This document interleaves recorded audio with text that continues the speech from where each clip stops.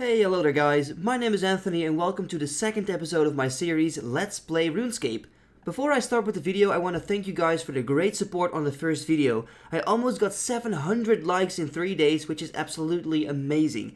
If you guys can keep this up, I will definitely keep going, it means a lot to me. So, to get on with the episode, we last left off by completing the Priest Imperial quest, and today in this episode it's time to continue our quest grind. Of course, the goal is in the end to get the Questscape. You can take a quick look at my stats here, and I would say keep my total level in mind because a lot is going to change. I started off with an usual farming trip. These tree runs are perfect for farming experience, really, it's super fast. Next I was going for the Wanted quest because it gives you 5k Slayer experience and it's a nice beginning boost to the skill since I was only level 9. But in order to complete that quest, I first had to do some pre-quests. So I first did the Black Knight Fortress, with of course not to forget the epic cabbage scene. Then I did the Recruitment Drive, which is a fun quest to do. Then the Restless Ghost, completed in like 3 minutes. And last but not least, Ernest the Chicken. So now it's time to complete the Wanted quest. Seriously, this guy casts the strongest ice barrage I've ever seen. Anyway, the quest was done and I got my Slayer level from 9 to 22. I think that's pretty nice for a skill I haven't trained one single XP yet. With this Slayer reward, I got one of the requirements for animal magnetism out of the way, so I decided to go for this quest. To start it, I also needed 35 woodcutting and 30 ranged, so I got that first. For ranged, I bought myself a cannon, so it was honestly no problem to train the skill. I went to the old school rock crabs. I remember going there back in the day to train my pure. On the way I got an easy clue scroll, but I didn't complete it yet. When I got 30 range, I also got 40 strength and defense and a total level of 800. Not too bad. Before I did the animal magnetism quest, I wanted to do Ghost Ahoy for the Actophile. This is a very useful teleport to get you close to Cannabis if you don't have access to fairy rings. So I got myself 20 cooking, which is needed for the quest, and went to Cannabis. Once arrived in Cannabis, I discovered that I have a brother. I was like, am I looking in the mirror or what? Alright, finally the quest was completed and I got myself the Actophile. Now I can teleport very close to Cannabis, which is very useful for the quest Animal Magnetism. After this quest I did another tree run and I got level 30 farming, which is very nice because now I can plant willow trees. I did record completing the Animal Magnetism quest, but I lost the clip, so here's the clip right after the quest. My total level is 824 and now I can use Eve as a tractor. Now this is one of the moments where my money comes in handy. I decided to buy a load of oak planks to train my construction. Thanks to the new update, construction is a super useful skill at higher levels, so I decided to start training. The construction goal is first to build myself a gilded altar to get some beginning prayer levels. I know I can use someone else's house, but eventually I will need to train construction anyway. So after a few hours of grinding, I got my construction to level 69. I need level 75 for a gilded altar, so I constructed teak shelves in my house, because the tea you can make from that gives a +3 construction boost. Now that is still not enough, however my crystal saw from the Eyes of Glowfree quest will boost the remaining 3 levels. Building a gilded altar is not cheap, I lost a few million on it, but it's definitely worth it. Now I am aware of the new prayer training method in Zea, but since I'm such a low combat level, I don't think it's worth doing just yet. Okay, time to do some prayer training. I bought myself 1k dragon bones in the GE and got my prayer up to level 60. I could have traded to 43 instead to just get the protection prayers, but 60 is more useful to get more out of my prayer potions and obviously it's a higher level. Now that I'm spending my money anyway, I want to get my herblore level up as well. I bought all the supplies I needed for level 55 because I know in the future I'm gonna need it for quests. In between I did another farming run as well and got level 34. Once I will reach level 39, I will start planting orange trees as well, so that will speed up the process. After finishing all potions, I got level 55 herblore, another great achievement in one episode. But after this I decided to get myself level 35 rune crafting to prepare for the quest What Lies Below, but I was going to save that quest for later. And of course there's a reason for that, because it is time to complete Monkey Madness, and of course part 1. I wanted to do this quest to boost my hit points level a little bit, because it was still very low for my level. And of course it's also nice to unlock the Dragon Scimitar. After completing the quest I got level 46 strength, 42 hit points, 47 attack and 44 defense, and of course 69 quest points. A quest that is considered one of the most annoying in old school RuneScape is the Underground Pass. Which is understandable because with a low agility level it will be a big pain. But I can tell you, with 99 agility it feels like I was doing the gnome course. So I completed the Underground Pass and after this I decided to complete my clue. I can feel that I will be very lucky with clues in this account according to this first reward. Well, no. I got close to level 1000 total, so I bought myself some logs in the GE and started making fires.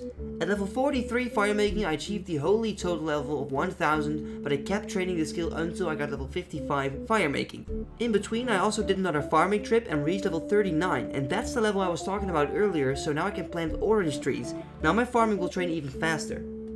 Back to questing. I wanted to get my fishing up, so I wanted to do the Shiloh Village quest, but in order to complete this quest I needed to do Jungle Potion as well, so I completed both quests and finally got access to the city. The next morning I did another farming run. As you can see I got level 44 farming, which is great because before the trip started I was only level 39. I love fruit trees. So, while I was editing for my first episode, I trained my fishing to level 48, which is enough to do barbarian fishing, and from this level I can boost it to 53 with an emerald pie. Now that's very useful because you need that level for the heroes quest. Now at this point I did an unbelievable questing streak. I completed 20 quests in a row. Honestly guys, this quest cave will be here before you know it. Let's see how I have grinded through all of these quests.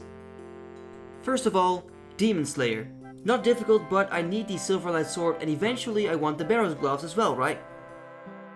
Second quest, Imp Catcher. I know I just have to buy the beads in the GE and give them to the wizard, but hey, this is a quest too. At number 3, Pirate's Treasure. I already knew where the pirate buried his treasure before I even started the quest, but I guess that doesn't matter. The next quest on the list is the Prince Alley Rescue. Do you remember the RuneScape meme, your mom is cheaper than the Alcarid Gate? Well, at this point I don't even want to know about it. Romeo and Juliet. Juliet has died. It's kind of a useless quest since you don't get a reward and it's not needed for other quests, but hey, you do get quest points and it's a classic. Sheep Sharer. What can I say about it? I simply bought all the items I need from the GE and gave it to Uncle Freddy. Vampire Slayer. As a kid I was scared to complete this quest. Also, back in the day you had to use the stake on the vampire. I didn't know that, so I wasn't able to kill the vampire. Whoops. Witch's Potion. The first quest I completed in my Iron Man guide, but there's nothing special to it, to be honest. The Clock Tower quest. I got my 100th quest points after this quest. It's a really easy one to complete. Some people tend to forget pronouncing the letter L though when they talk about this quest. Quest number 10 is Creature of Frankenstrain. This quest is super weird and pretty annoying as well if you don't have any teleports, but luckily I had those available. Then we have the Death Plateau quest. By the way, fun fact maybe, do you know that this quest doesn't give you any attack experience after completing in RuneScape 3? They only give you XP lamps. The Enlightened Journey. On an Iron Man, this quest sucks. At least if you haven't planted a willow tree yet, because you need 12 branches and that takes hours to grow. Luckily I have the GE. Fishing Contest. Another quest that's needed for Barrow's Gloves. I think I should start Recipe for Disaster soon.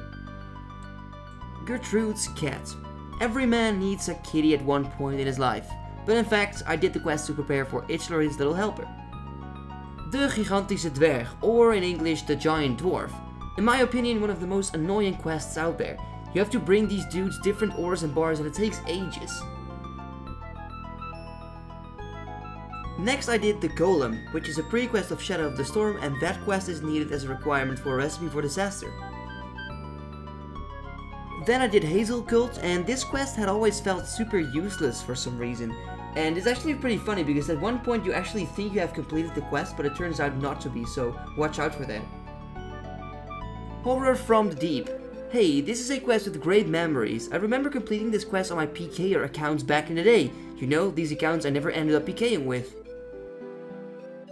Itchlorin's Little Helper. It's not my favorite quest, but I guess with 99 agility it is fine. Quest number 20. The Lost City. It's not a difficult quest, but you simply need to do it to get access to diaries. In total I have 117 quest points, and guys, this is only episode 2 of the series. I think I'm doing great so far and there's a lot more to come. These are my stats at the end of episode 2. In reality, I'm still a little ahead, but I'm catching up to the real stats of the account now, and as you've probably noticed, there's a lot of progress in each video.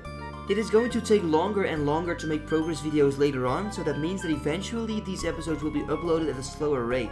Don't worry about it though, because at times it takes long to make progress videos. I will be making other videos as well. But for the upcoming weeks I should be good and I should be able to make an episode at least once per week. I would like to thank you very much for watching episode 2, and if you did enjoy this video then feel free to leave a like and subscribe. It helps my channel out a ton and it makes my day to see my videos become successful. Thanks again, and I will see you all later. Bye bye.